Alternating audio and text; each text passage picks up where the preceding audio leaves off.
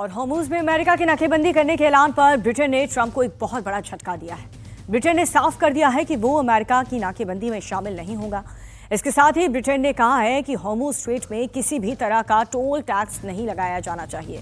Hormuz straight खोलने के लिए अमेरिका के साथ साथ ब्रिटेन ने भी कोशिशें तेज कर दी हैं और इसके लिए ब्रिटेन, फ्रांस और अन्य देशों के साथ मिलकर गठबंधन बना रहे हैं।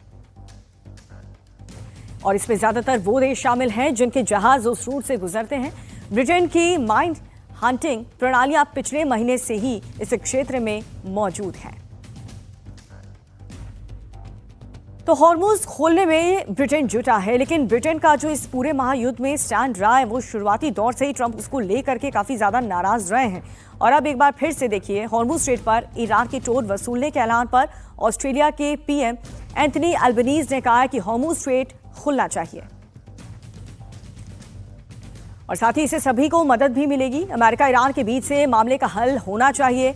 वहीं एंथनी अल्बनीज ने कहा कि अमेरिका ने हॉर्मुज़ स्ट्रेट को ब्लॉक करने के लिए ऑस्ट्रेलिया से मदद नहीं मांगी है। The resumption of peace talks. We want to see an end to this conflict. It's having a devastating impact on the global economy, and the longer it goes, the bigger the impact will be and the longer the tail will be as well.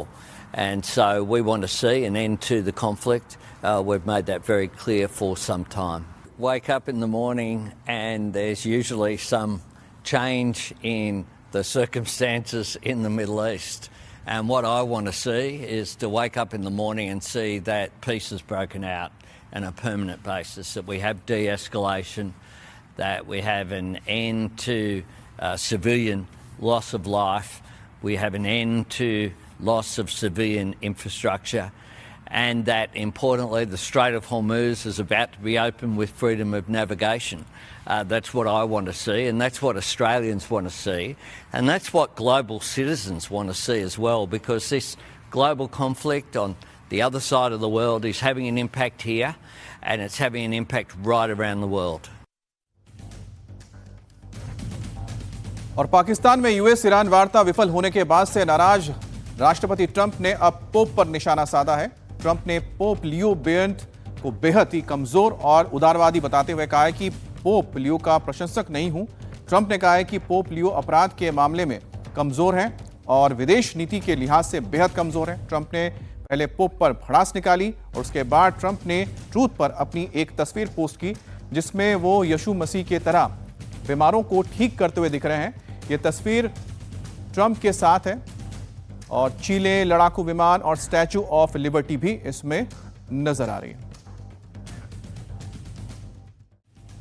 Islamabad वार्ता fail होने के बाद अब middle east जंग का focus Hormuz पर हो गया है। अमेरिका और ईरान दोनों ही इस पर कंट्रोल करने के लिए ऐलान कर रहे हैं, लेकिन इन सब के बीच यमन के करीब का समुद्री रास्ता बाब अल मंदेब ईरान के लिए ट्रंप कार्ड साबित हो सकता है। बाब अल मंदेब जलमंड्रू रेड सी के पास है जो सुएज कनाल से जोड़ता है और इस पर ईरान के प्रॉक्सी हुती विद्रोहियों का नियंत्रण है। 2023 में एक बार फिर हुती विद्रोहियों ने इसको बंद कर दिया था और मिडिल ईस्ट में हालात बिगड़ने के बाद हुती विद्रोही एक बार फिर से इसे बंद करने की बात कर रहे हैं। हुती विद्रोहियों का कहना है कि ईरान से हरी झंडी मिलते ही वो एक झटके में बाब अल मंदेब स्ट्रेट को बंद कर देंगे। अगर स्ट्रेट ऑफ हॉर्मुज़ के साथ साथ बाब अल मंदेब स्ट्रेट भी बंद हो जाता है तो दुनिया को होने वाली तेल गैस की सप्लाई का 30% पर ब्रेक लग जाएगा। अभी सऊदी अरब के पास से एक रास्ता है जिससे तेल गैस के टैंकर गुजर रहे हैं और वो लाल सागर होते हुए एशिया की तरफ भी आ सकते हैं और यूरोप की तरफ भी जा सकते हैं। लेकिन अगर ये रास्ता हुती विद्रोहियों द्वारा बंद किया जाता है तो एशिया की तरफ आने वाले जहाजों पर सबसे ज्यादा असर पड़ेगा और इस जंग में हुती अगर सीधे शामिल होता है तो इससे ये जंग और ज्यादा व्यापक तौर पर फैलेगा। जानकारों का तो कहना है कि हुती ईरान की वो इंश्योरेंस पॉलिसी है जिसे तेहरान ने अभी कैश नहीं कराया है। और इस बीच गिरावट के साथ खुला शेयर बाजार। सेंसेक्स में 1600 से ज्यादा अंकों की गिरावट देखी गई है। जैसा कि हमने पहले भी बताया था, निफ्टी में भी करीब 500 अंकों की गिरावट दर्ज की गई है। तो आज शेयर बाजार पर भी इस युद्ध का और जो पीस टॉक हुई थी उस पर बात नहीं बनने का एक रिजल्ट देखने को मिला है। एक तरफ तेल की कीमतों में जबरदस्त उछाल अमेरिका में भी देखने को मिला और साथ ही आज शेयर बाजार का रुख आप देखिए, भारी गिरावट के साथ आज शेयर बाजार खुला है। सेंसेक्स में 1600 तो निफ्टी में भी 500 अंकों का गिरावट देखी गई।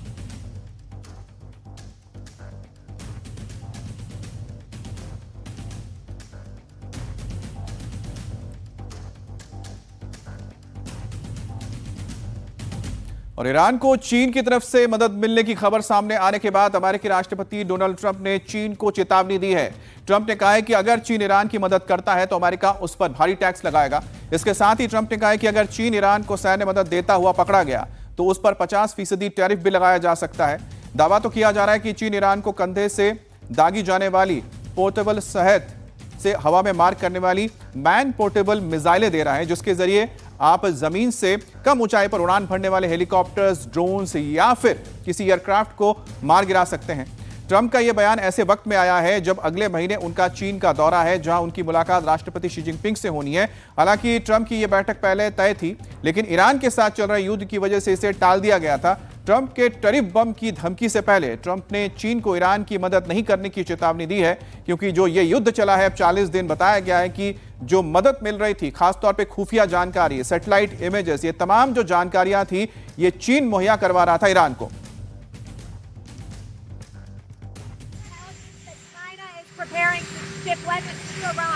Well, if China does that, China's going to have big problems, okay? और इस्लामाबाद में अमेरिका और ईरान के बीच में शांति वार्ता फेल होने के बाद से अब रूस के राष्ट्रपति व्लादिमीर पुतिन ने ईरान और अमेरिका के बीच मध्यस्थता की पेशकश की है। इसके लिए रूसी राष्ट्रपति पुतिन ने ईरान के राष्ट्रपति मसूद पेज़ेश्कियान से फोन पर बात की। इस बातचीत में पुतिन ने साफ कह दिया कि रूस इस पूरे इलाके में शांति स्थापित करने के प्रयासों में मदद करने के लिए तैयार है। रूस ये चाहता है कि बातचीत के जरिए इस संकट का समाधान निकले और पूरे क्षेत्र में एक तरीके से स्थिरता आए। रूस की इस पहल को इसलिए भी अहम माना जा रहा है क्योंकि वो खुद को एक ऐसे देश के रूप में पेश कर रहा है जो दोनों पक्षों के बीच बातचीत को आगे बढ़ा सकता है। रूस और ईरान के रिश्ते अच्छे हैं। हालांकि ईरान का कहना है कि अमेरिका अब तक तेहरान का भरोसा जीतने में नाकाम रहा और हालांकि शांति वार्ताओं के बावजूद दोनों देश के बीच अविश्वास अब भी बना हुआ है, जो किसी भी समझौते में एक बहुत बड़ी बाधा बन सकता है। अब बात करते हैं लेबनान की, जहां पर लेबनान में मौजूद हिजबुल्लाह और इजराइल के बीच भीषण जंग जारी है। इजरायली फोर्सेस साउथ लेबनान के इलाके में घुस चुकी है, जहां पर हिजबुल्लाह के साथ कई दिनों से यहां पर जमीनी लड़ाई चल रही है। वहीं पर आईडीएफ यानी कि इजरायली डिफेंस फोर्स लेबनान में कई शहरों में हिजबुल्लाह के ठिकानों को हवाई हमले में ध्वस्त कर चुकी है। इस बीच रविवार को भी इजरायली पीएम बेंजामिन नेतन्याहू रक्षा मंत्री के साथ साउथ लेबनान पहुंचे और जवानों से मुलाकात की। बेंजामिन नेतन्याहू ने कहा है कि हिजबुल्लाह के खिलाफ उनका यह एक्शन जारी रहेगा। वहीं हिजबुल्लाह भी इजराइल के हमलों का जोरदार जवाब देता जा रहा है।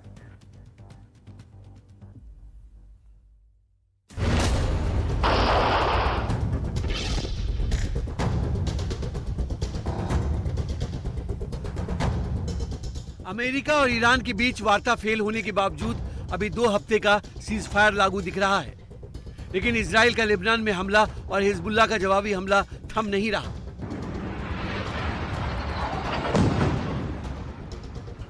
इजरायली फोर्स साउथ लेबनान में हिजबुल्लाह के ठिकानों को चुन चुन कर निशाना बना रही है। लेबनान पर इजराइल के हमले की ये सबसे लेटेस्ट तस्वीरें हैं। इजराइल लेबनान में हिजबुल्लाह के बुनियादी ढांचे को मिट्टी में मिलाने में लगा है। साथ ही आईडीएफ लेबनान के अलग अलग शहरों में भी हिजबुल्लाह के ठिकानों को तबाह कर रही है, चाहे वो रिहायशी इलाके में ही क्यों ना हो। रविवार को इजराइल ने साउथ लेबनान में हिजबुल्लाह के बुनियादी ढांचे पर जबरदस्त प्रहार किया। आईडीएफ ने एयर स्ट्राइक करके हिजबुल्लाह के 1 दर्जन से ज्यादा ठिकानों को उड़ा दिया। ये हमला इतना जबरदस्त था कि हमले के बाद आसमान में धुएं का गुबार छा गया। इजराइल के हमलों के बाद लेबनान का शरीफा शहर मलबे का ढेर बन गया। शहर के एक बड़े हिस्से की कई इमारतें पूरी तरह तबाह हो गई। सड़कों पर मलबा बिखर गया। हिजबुल्लाह के लड़ाके भी इजरायली हमलों का जवाब देने में देर नहीं कर रहे। दक्षिणी लेबनान में इजरायली सैनिकों को निशाना बनाकर हिजबुल्लाह ने क्लस्टर ड्रोन्स का अटैक किया। इस हमले में इजरायली सेना को काफी नुकसान का दावा किया जा रहा है। हिजबुल्लाह का कहना है कि जब तक अमेरिका और इजराइल के हमले नहीं रुकेंगे तब तक इस तरह का पलटवार जारी रहेगा। इसी बीच इजराइल के प्रधानमंत्री बेंजामिन नेतन्याहू और रक्षा मंत्री कार्ज रविवार को अचानक दक्षिणी लेबनान पहुंच गए। दोनों ने इजरायली सैनिकों से मुलाकात की, उनका हौसला बढ़ाया। इस दौरान रक्षा मंत्री कार्ज ने कहा कि साउथ लेबनान के लोग लिटानी नदी के दक्षिण में कभी नहीं लौटेंगे। इजराइल का टारगेट हिजबुल्लाह को निहत्था करना है।